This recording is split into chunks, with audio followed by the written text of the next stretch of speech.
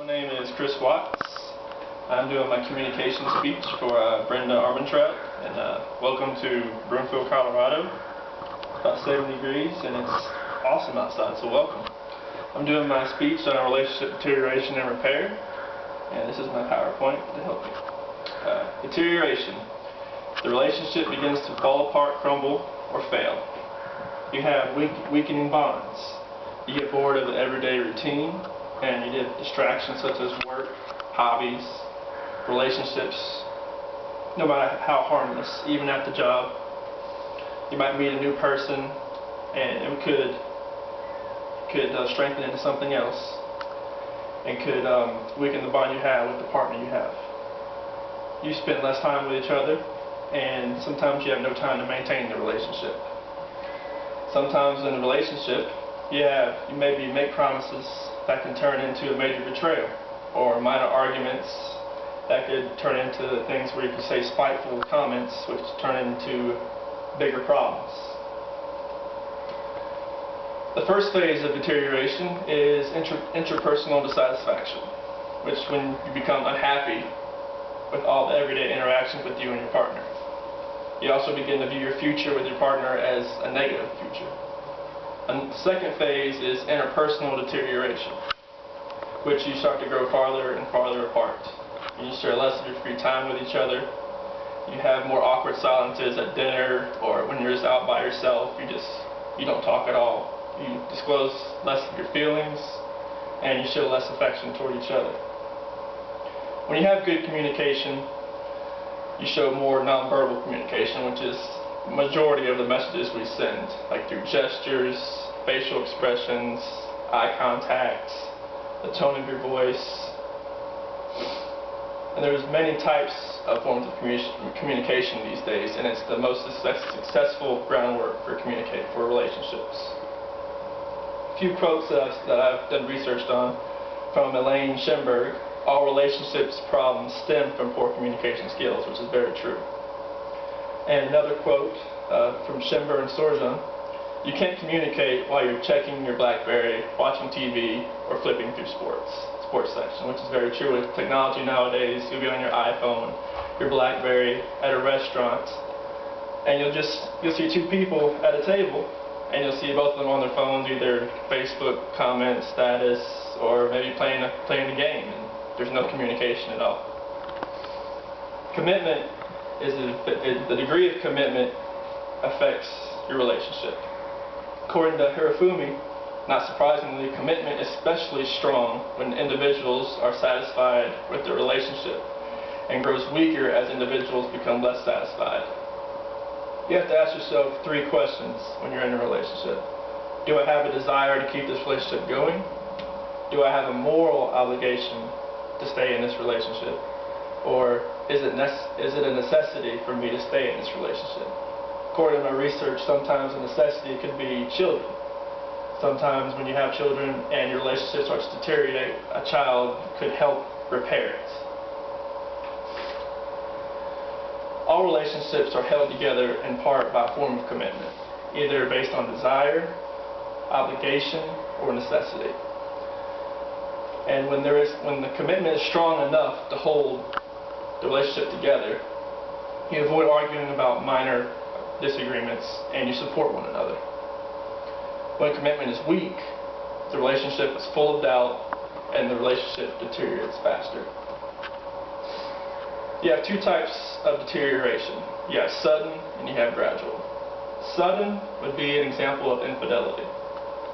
When somebody is not faithful to their partner, the partners realize that the relationship cannot be sustained.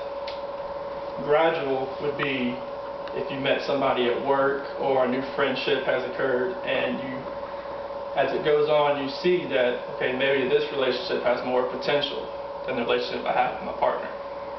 And that would gradually push the old relationship out and push the new relationship in. Reasons relationships start to fall apart. Sometimes you no longer find your partner attractive, physically or in their personality. When you're in a relationship, you have to show desire, lust towards your partner. Sometimes when you get married, that the lust and the desire kind of falls by the wayside a little bit.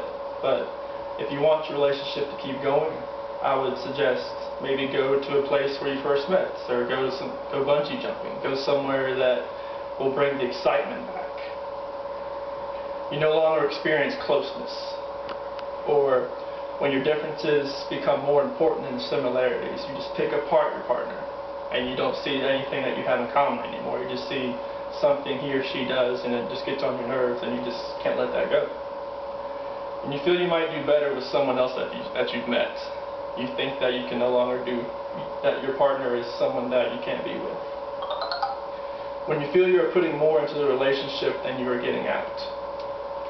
According to Bloomstein and Schwartz, when a relationship breaks up, it's generally the more attractive one that leaves, which I agree with somewhat and then I disagree with. When in repair, the stage is not always pursued. Sometimes people, when the relationship starts to dissolve, repair is not an option and they want to get away and start new. When you want to go into repair, you need to analyze what went wrong and consider what ways of solving the problems.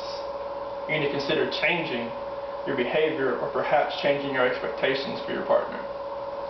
And you might also want to evaluate how you could feel in the relationship and if it had ended.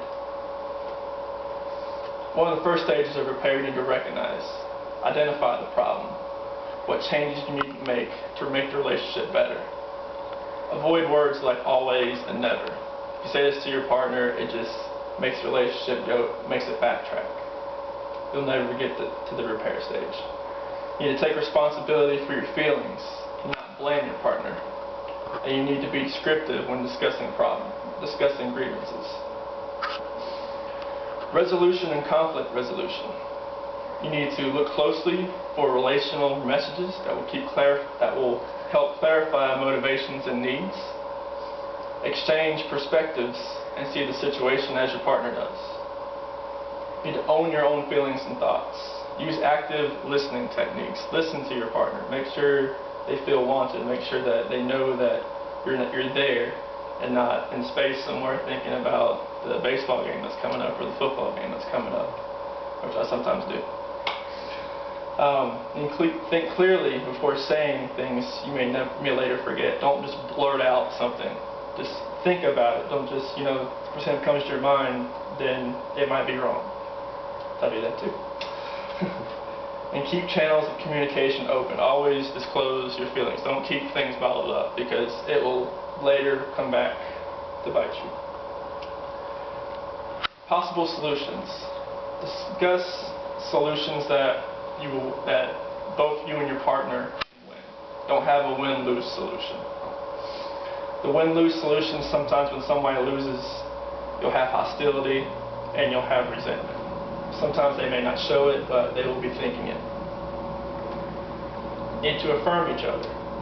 Support each other, positive evaluations, positive feelings. Always disclose your feelings, as I said. And cherish the gestures. It's a smile, a wink, a kiss, maybe just a hug, anything at all. Solutions into normal behavior. Say you're sorry. Sometimes it takes a lot to admit that just to say you're sorry, but it helps. Risk rejection by making the first move. Be willing to change, to adapt, to take a new task and responsibility. And in conclusion, I'd like to say that relationships are hard, but they're worth it in the end. And as the Swedish proverb says, a double joy is a shared joy, and a double sorrow is not a shared sorrow. Thank you.